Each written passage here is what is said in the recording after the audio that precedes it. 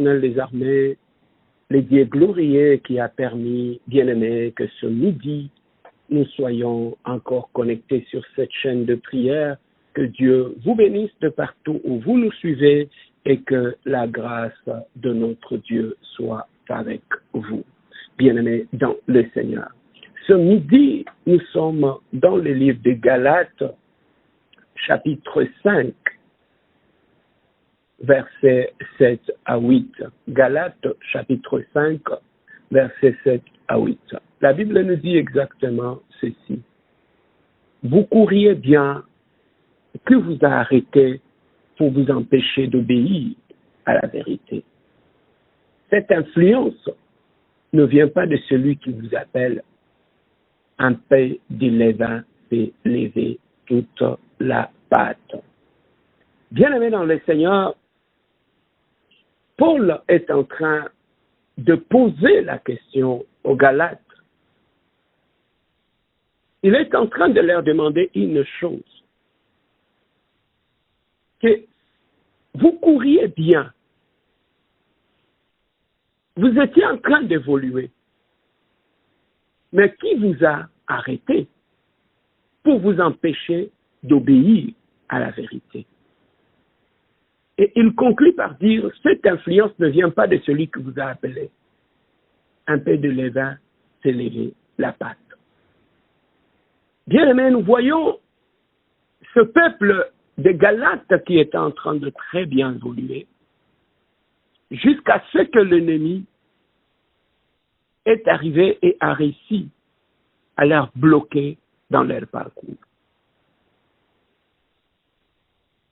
Ce midi, j'aimerais bien aimer parler de l'envoûtement, la sorcellerie et la distraction. Nous comprenons une chose, mon frère, ma soeur, que dans la plupart des cas, lorsqu'un homme, une femme, un frère ou une sœur est placé sous le régime de l'envoûtement, dans la plupart des cas, ce régime s'accompagne toujours par un esprit de distraction. Voilà pourquoi vous allez trouver que dans la plupart des cas, lorsqu'une personne est sous le régime de l'envoûtement ou de la sorcellerie, de la maison de son père, ou de n'importe quel envoûtement, tu vas trouver que dans la plupart des cas, ce sont des gens qui manifestent une distraction inimaginable. Tu vas trouver que dans la vie de cette personne, rien ne marche. Pendant que rien ne marche, mais si tu trouveras que cette personne sera incapable de se lever et d'entrer en prière. Et quand bien même il voit que tout autour de lui est en train de s'écrouler, mais tu vas trouver cette personne va faire preuve d'un état de distraction que vous ne pouvez pas imaginer.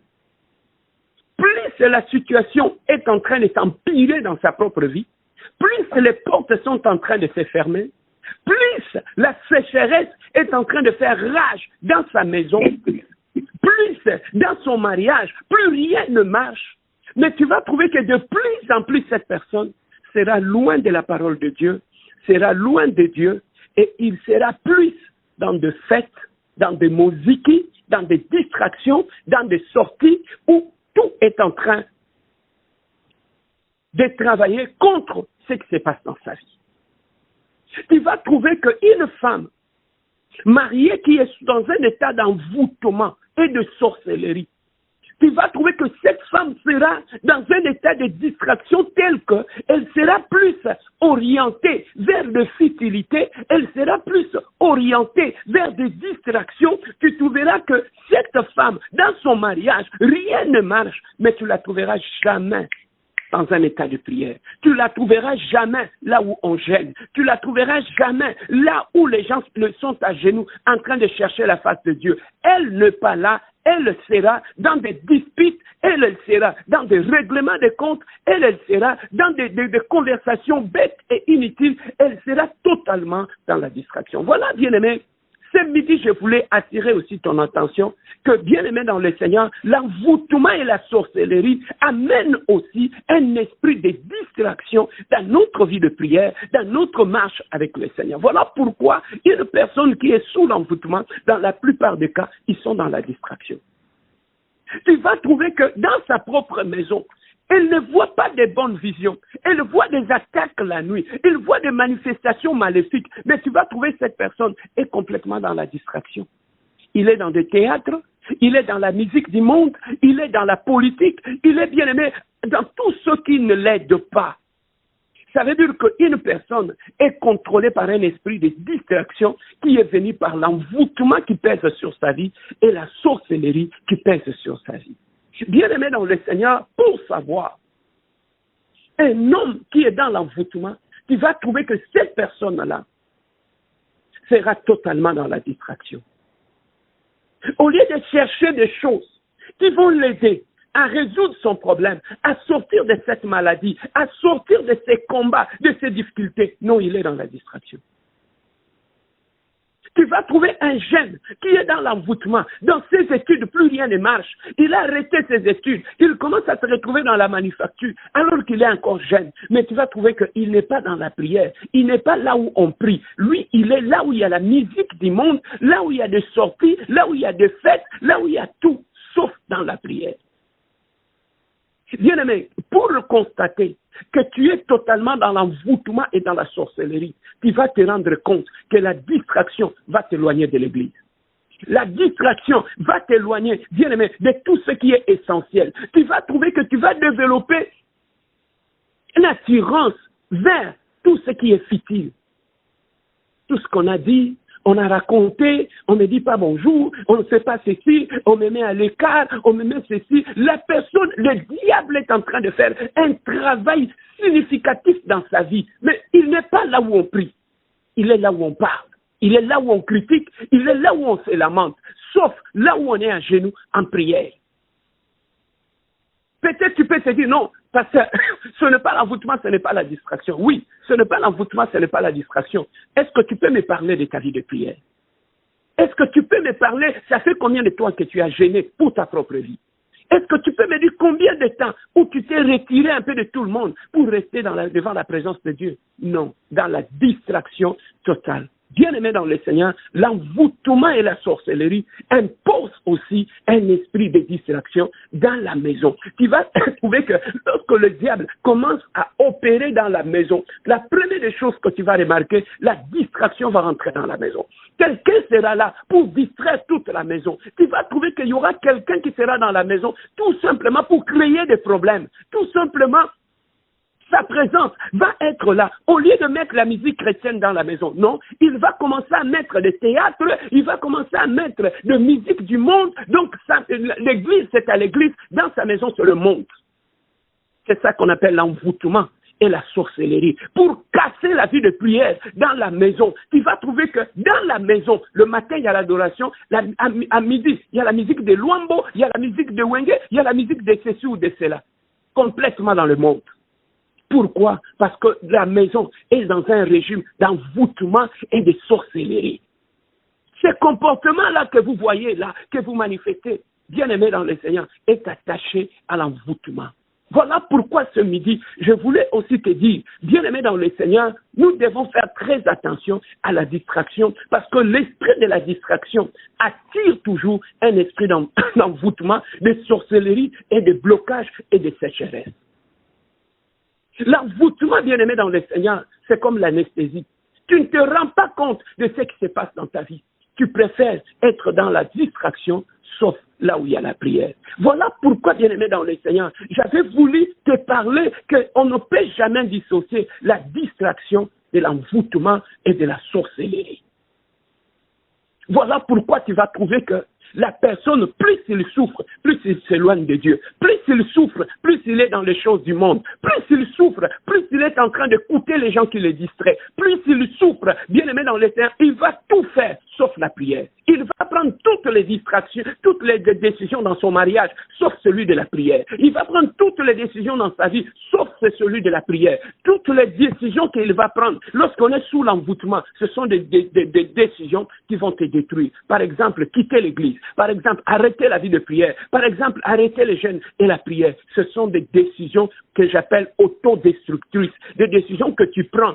Ces décisions-là vont te donner l'impression que tu as raison de prendre ces décisions-là, alors que dans ces décisions que tu prends, bien aimé dans le Seigneur, il y a une décision pour t'enterrer, détruire ta vie de prière et ouvrir des portes dans ta vie. Bien aimé, nous devons faire très attention aux décisions que nous prenons dans les choses de Dieu. Nous devons faire très attention. Pourquoi? Parce que lorsque le diable t'envoûte, bien aimé, il arrivera que tu puisses prendre des décisions, que tu penses que oui, j'ai raison de prendre telle décision, de prendre telle distance, d'arrêter ceci, de fermer cette porte-là. Oui, ça va te donner l'impression, aujourd'hui tu as raison, mais mon frère, ma soeur, dans une année, tu vas regretter de toutes les décisions que tu es en train de prendre sans écouter Dieu. Des décisions que la chair te trompe, bien aimé dans le Seigneur, te fera regretter lamentablement.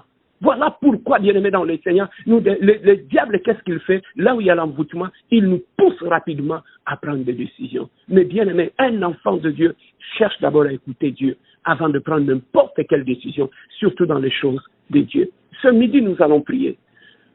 Nous allons prier, bien-aimés dans le Seigneur, contre tout esprit de sorcellerie et d'envoûtement qui cause la distraction dans ta vie, qui t'empêche de prier la nuit, qui s'empêche de prier. Tu vas, bien aimé dans le Seigneur, te lever dans la prière et détruire tout cet esprit-là. Nous allons prier ce midi avec l'évangéliste Hervé Longo, qui va nous amener dans une prière de combat spirituel où nous allons prier et détruire tout esprit d'envoûtement et de sorcellerie qui amène l'esprit de la distraction dans notre vie. Nous allons inviter le règne de Dieu et nous allons monter dans une prière de combat spirituel. Entends la parole, évangéliste Hervé Longo. Merci beaucoup, papa, pour la parole. Bien-aimés dans le Seigneur, nous allons dire merci à Dieu pour ce moment favorable. Bien-aimé, c'est lui qui est le maître du souffle. Et il nous a donné le souffle de vie ce midi. Nous allons témoigner notre reconnaissance envers Dieu. Nous allons lui dire merci. Nous allons élever son Saint-Nom. Prions au nom puissant de Jésus. Seigneur notre Dieu Père éternel, ce midi, nous sommes reconnaissants devant toi et devant ta présence. Ce midi, nous sommes retournés devant ton trône, Seigneur notre Dieu, parce que toi, tu es le roi du roi. Papa, nous te bénissons parce que tu le mérites. Nous te bénissons, Seigneur, parce qu'il n'y a point un autre Dieu qui est comme toi. Seigneur, c'est toi qui nous as donné le souffle de vie. Seigneur, c'est toi qui nous as protégés, papa. Papa, c'est toi, Seigneur, notre Dieu, qui nous garde, Père éternel. C'est pour cela, ce midi, papa. Nous te bénissons, Yeshua Yamashia. Nous te bénissons, Jéhovah Nissi. Nous te bénissons, Jéhovah Sabaoth, comme il est écrit dans ta parole, Seigneur, que tout ce qui respire loue ton Saint-Nom, papa. Papa, comme je respire, papa, c'est pour cela que j'ai été loué ce midi. Comme je respire, papa, c'est pour cela que je suis reconnaissant devant toi, devant ton trône, Seigneur. Papa, tu m'as donné ce que les mains ne peuvent pas me donner, Seigneur.